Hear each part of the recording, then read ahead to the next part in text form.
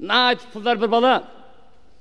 Bir kuni bir restoranга kirib, qarasa, liq qiz o'tirgan. Bu yolg'iz kirgandiklar, o'zini mushaq bir ko'zib qo'yadilar, bir jo'zinda o'z daldan o'tiriblar.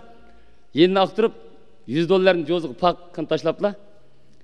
Mushunga bir tamoq qo'yding a? Deganda, amaliyotda cho'ng restoran bo'lgan ekan bu. Elik dollarga tamog'im kelmayganda, anqich men fuyan qizni bir chiqiblar. Dollarni odam ko'rsatib, "Hopma aka bizni boshqani yerima sotmaymiz" dedik.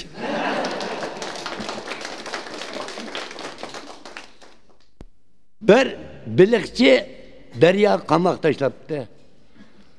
Tashlabdiki odamning yompishdak biliq chiqibdi, qo'yib. Qo'yib yana shu sazanga nimaga qamoq sazan o'tkazib yana tashlabdi. Kichikini biliq chiqsa, Xudoya shukr deb aytmangibdi-da. Yana nima O'sanjandek bir suvaka, "Ey, qanday biliqsan?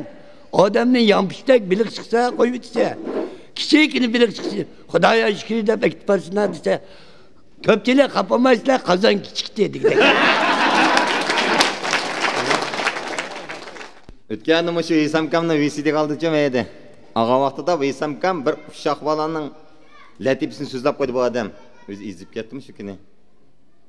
Laqi 2 tal pomidorga 3 tal lazini qo'ysa nim bo'ldi degan, xomsay bo'ldi degan so'zliq bu odam.